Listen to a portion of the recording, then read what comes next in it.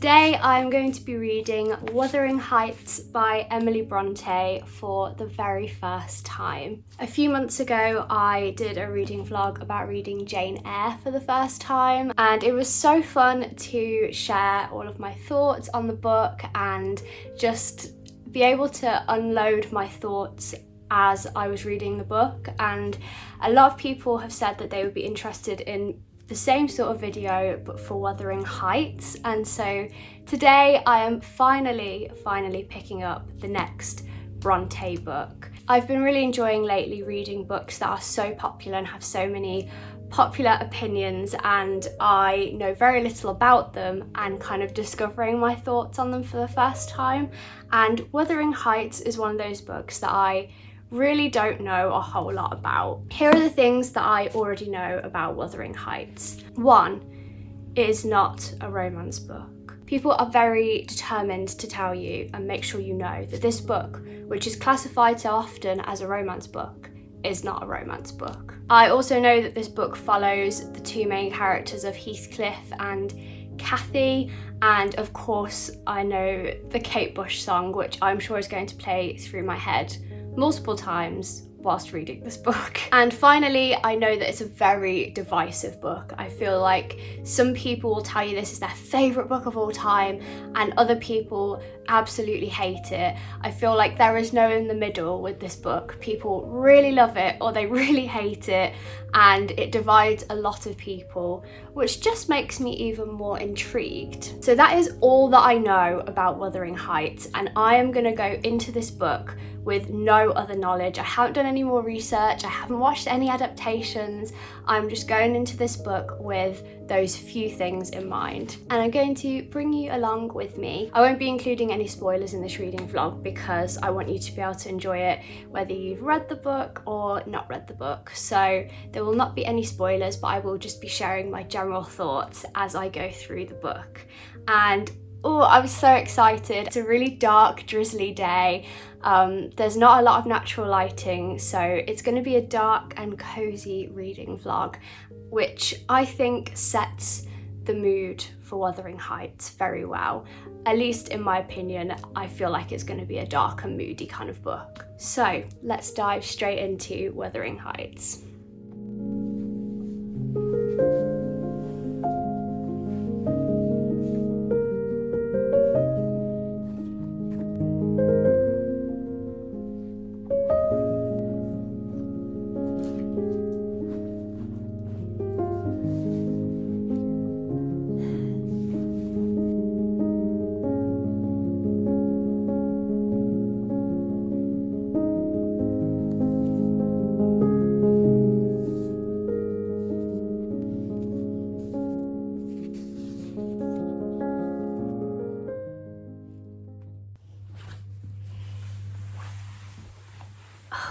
It's getting harder to sit down on the floor as I'm getting more and more pregnant. It's also getting hard to get comfortable on the sofa though as well, unless I have about 50 cushions. I've ordered a yoga ball to sit on, but it's still not arrived, and I feel like that is genuinely going to be the most comfortable thing for me to sit on. But for now, we're sitting with plenty of cushions. The autumn sunshine has finally appeared, and I am 50 pages or so through Wuthering Heights, and I thought I would check in with my thoughts so far. So far, I'm really enjoying this book, but it's really not what I expected it was going to be.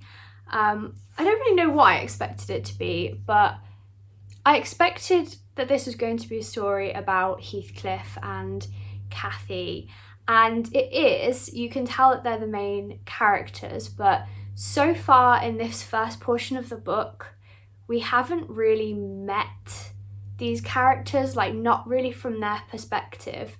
We're only seeing Heathcliff from the perspective of Mr. I've forgotten his name, Mr. Lockwood, who is the new tenant of Heathcliff. So Heathcliff is his landlord, and Mr. Lockwood goes to pay Heathcliff a visit, and so we're getting his perspective of this man.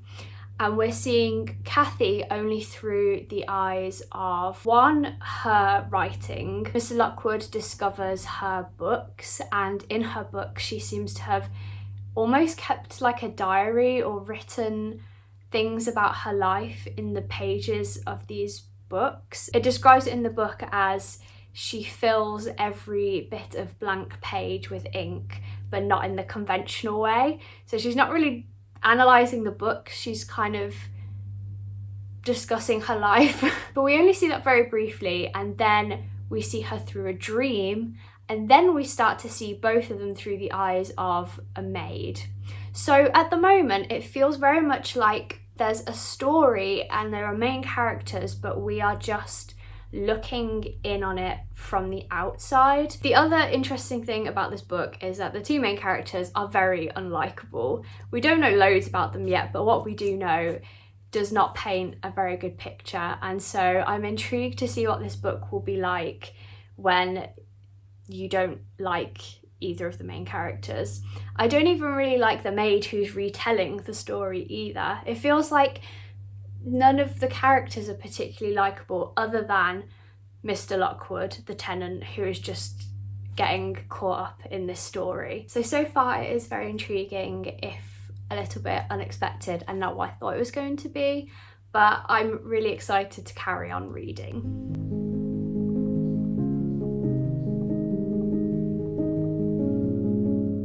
As I continued reading, I found myself looking at the family tree at the beginning of the book so many times. I was getting so confused between the different characters and the names, and I feel like whenever there is a family tree at the beginning of a book, particularly a classic, you know you're going to start getting a little bit confused. After a little while, I decided to put on my headphones and put on some music to listen to whilst reading the book.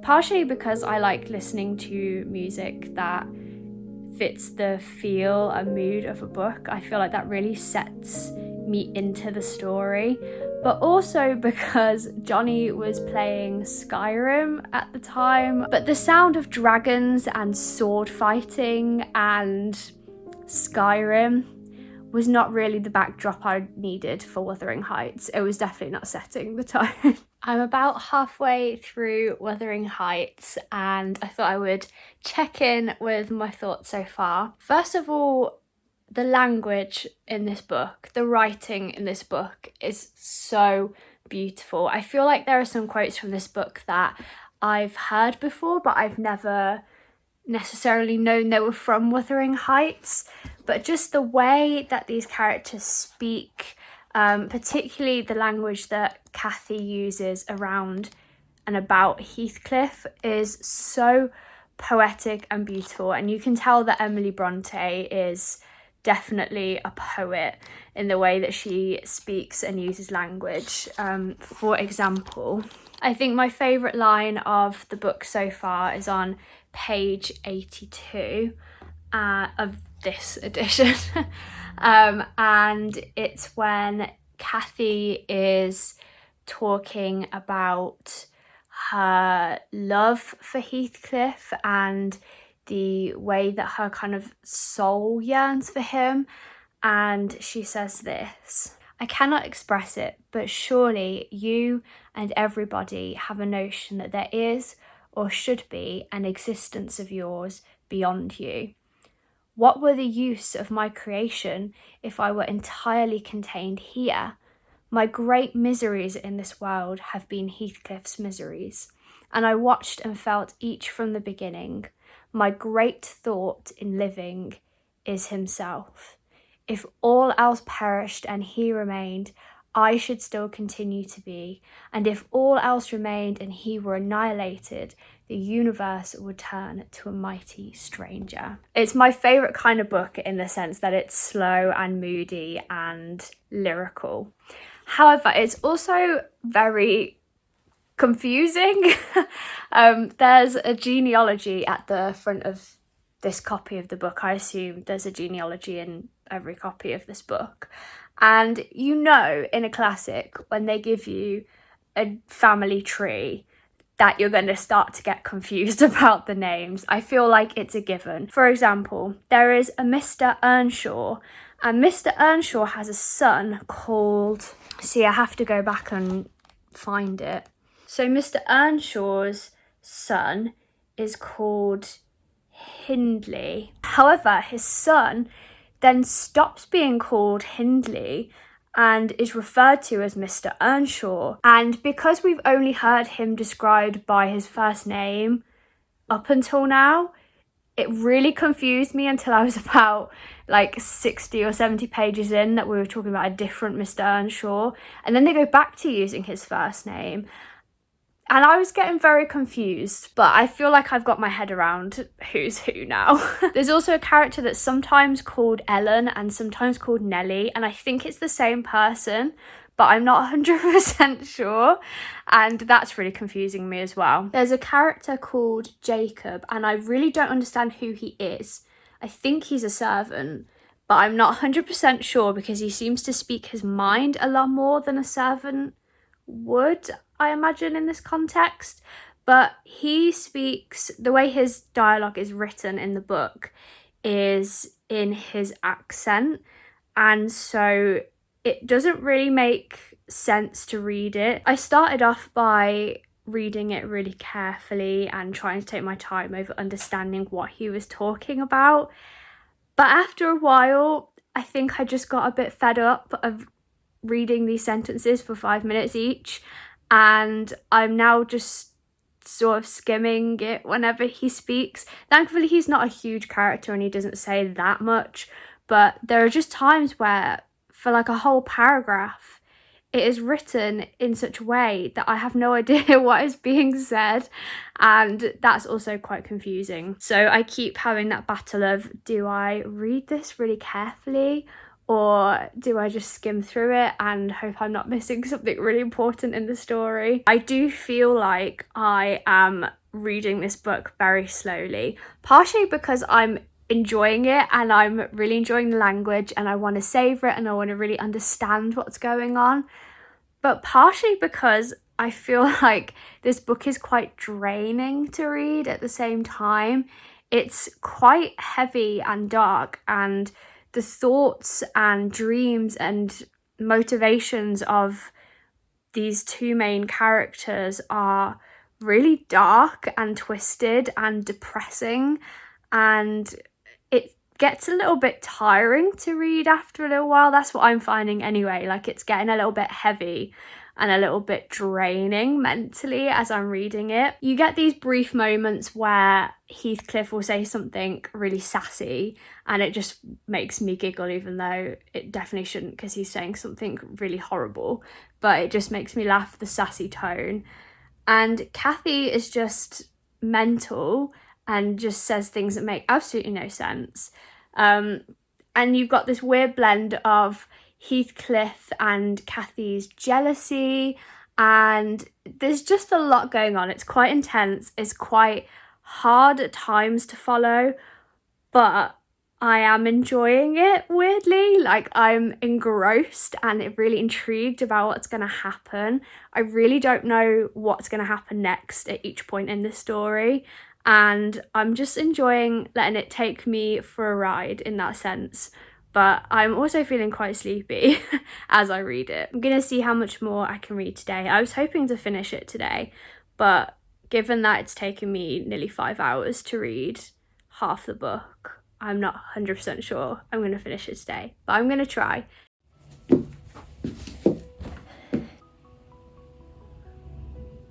So, it's a week later, and I have finally finished Wuthering Heights. I spent the spare windows of time throughout this last week reading this book, and I had a really busy week, so I only had sort of half an hour windows each evening to read this book, but I have finally finished it and I have some thoughts.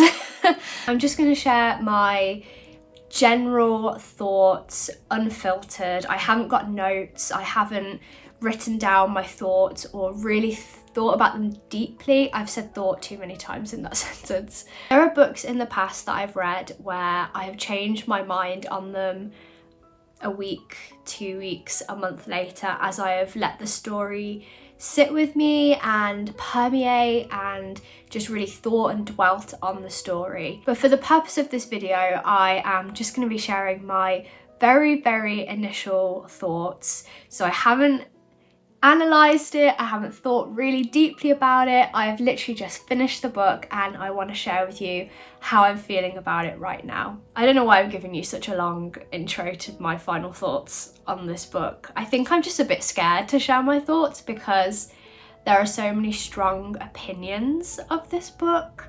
As I said at the beginning, I know this is a very divisive book and people really love it and some people really don't love it. And I found myself somewhere in the middle. I didn't finish this book feeling like this is a new favourite book, I'm going to recommend this to all people, this is my new favourite.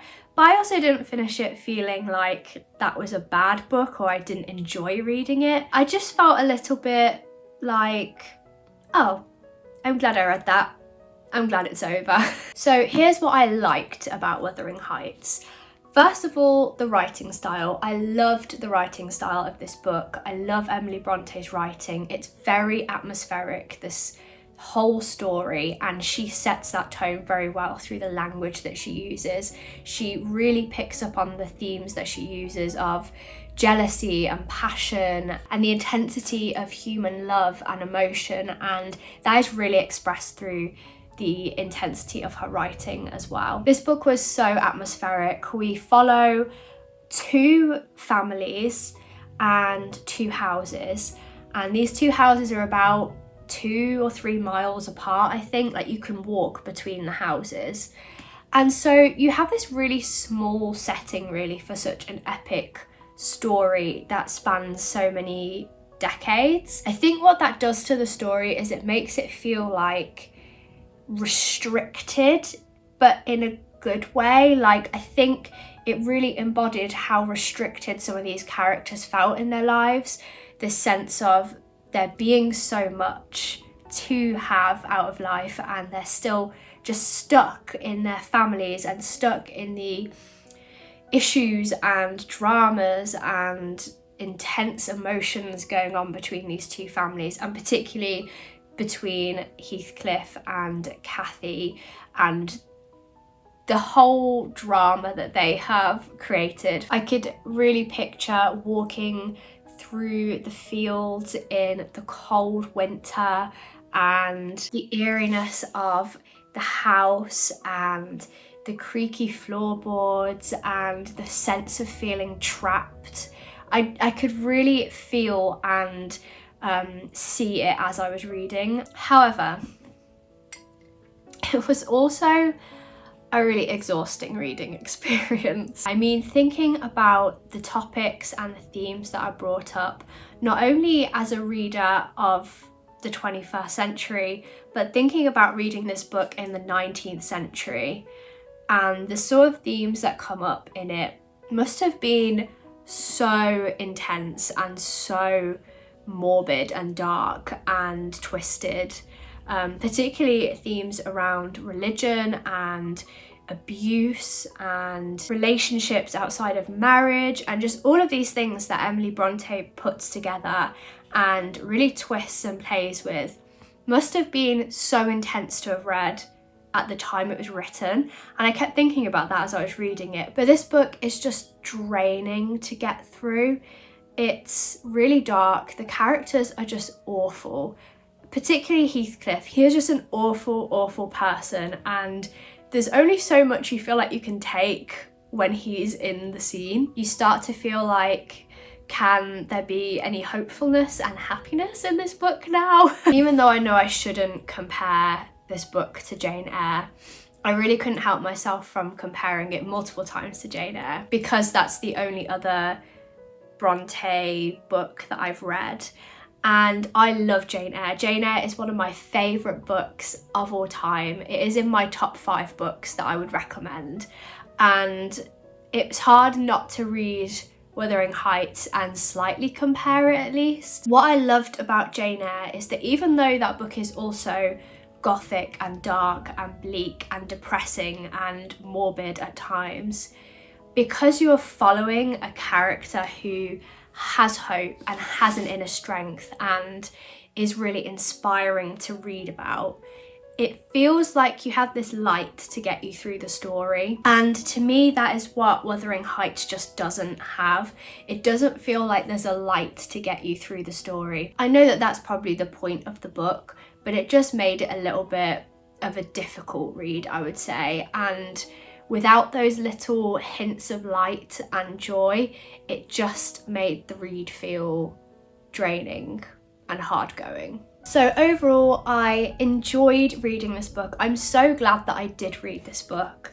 However, it's probably not one that I will reach and pick up again in the near future. I don't see it as one that I'm going to reread and class as a favourite. However, I'm glad that I've read it and can understand some of those references now and can participate in conversations about Wuthering Heights. But Jane Eyre will always have my heart. I do want to carry on doing this vlog series of reading Bronte books for the first time, so let me know which one I should read next.